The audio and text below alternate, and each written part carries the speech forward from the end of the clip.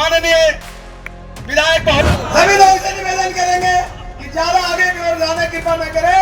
हम लोग के नेता, दलितों के नेता, सब वर्गों के नेता हम लोग के बीच में पधार चुके हैं। माननीय वीरेंद्र सिंह जी, इसलिए हम सबसे निवेदन करें नेता जनक चमार जी का और भूपेंद्र पटेल जी का एक बड़ा माला से एक बार स्वागत हो जाए उसके माननीय फिर हमारे नेता। शांति के लिए एनडीए सरकार, समृद्धि के लिए एनडीए सरकार, सलामती के लिए एनडीए सरकार, स्वास्थ्य के लिए एनडीए सरकार, सुविधा के लिए एनडीए सरकार, शिक्षा और एनडीए सरकार। पनोरमा ग्रुप, जो सोचता है वो करता है। शास्त्रों में गया जी का अत्यंत महत्व बताया गया है। पितृ श्रद्धा पूजा के लिए देश दुनिया के लोग गया जी आते हैं। हमारे गुजरात का सिद्धपुर मातृ गया के रूप में जाना जाता है, जो मातृ श्रद्धा के लिए प्रचलित है। ऐसे अनेक बातों में जो बिहार और गुजरात को साथ में जोड़ते हैं। ऐसी अभी यहाँ दीपावली के साथ छठ पूजा की विशेष तैयारी चल रही है। सूर्य उपासना का यह अनोखा पर्व है। हमारे विश्व नेता और यशस्वी प्रधानमंत्री श्री नरेंद्र मोदी जी कहते हैं कि उगते सूर्य की पूजा सभी करते हैं, सिर्फ बिहार के लोग ही हैं जो डूबते सूर्य को भी नमन करते हैं।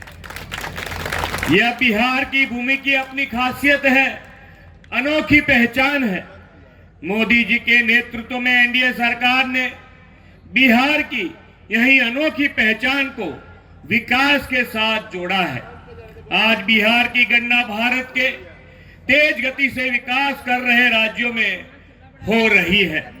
इस विकास यात्रा का लाभ वजीरगंज क्षेत्र को भी मिल रहा है।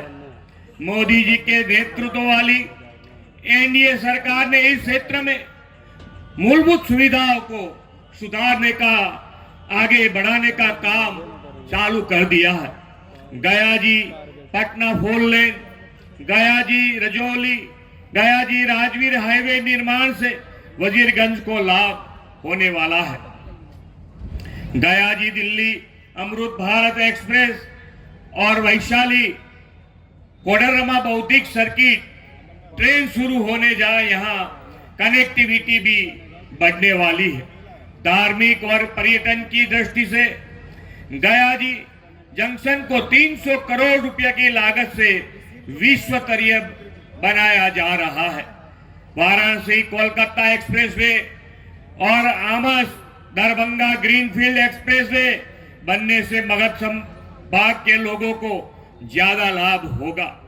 Varanasi, Patna, Nawada, Asansol, Howrah high speed rail corridor के निर्माण से भी मगध संभाग की कनेक्टिविटी और उद्योग को बल मिलेगा। इस क्षेत्र के विकास के लिए हाल ही में प्रधानमंत्री जी ने एक ही दिन में 12,000 करोड़ रुपए की परियोजना का लोकार्पण और शिलान्यास किया है। मोदी जी के नेतृत्व में पिछले 11 सालों में देश का विकास जिस स्पीड और स्केल से बढ़ा है, उसका लाभ बिहार को मिल रहा है।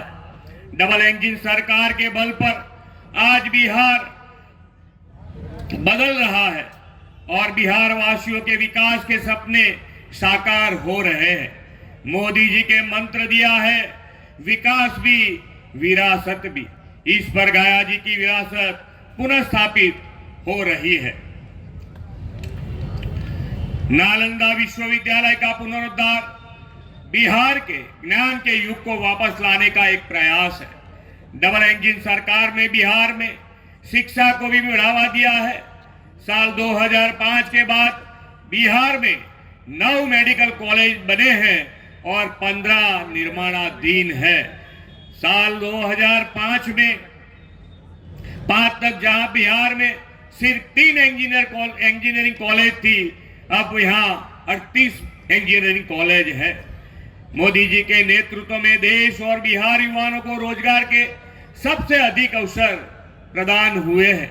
प्रदेश की डबल इंजन सरकार ने अब तक बिहार के 50 लाख से अधिक युवाओं को रोजगार देने का काम किया है। बिहार में 1500 से अधिक स्टार्टअप से बिहार के युवा आत्मनिर्भर बने हैं। मोदी जी की सरकार ने युवाओं के साथ साथ किसानों की उन्नति का भी प्राथमिकता दी है। किसान सम्मान निधि के द्वारा छोटे किसानों को सशक्त बनाया गया है। मखाना बिहार की शान है और मखाना किसानों के लिए मोदी जी ने इस वर्ष के बजट में मखाना बोर्ड की स्थापना का निर्माण किया है। यह निर्माण मखाना किसानों की उन्नति का द्वार खोल देगा। मोदी जी के नेतृत्व में डबल इंजन सरकार बिहार के इंफ्रास्ट्रक्चर को भी दोगुनी गति मिल रही है। दरभंगा एवं पूर्णिया में एयरपोर्ट की शुरुआत हो गई है और पटना एयरपोर्ट को वैश्विक तर्क पर विकास भी किया गया है। ग्रामीण क्षेत्रों में 1,18,000 किलोमीटर के सड़कों, आप सबको भी बिहार में विकास की राजनीति का इतिहास बनाने का अवसर मिल रहा है। आप सबको मैं एक बात बताना चाहता हूं, आप भी हम सब के साथ सोचने का कि भाई हमको कहां किस किस की व्यवस्था की जरूरत है, तो इसके हिसाब से आप एनडीए सरकार को चुनना।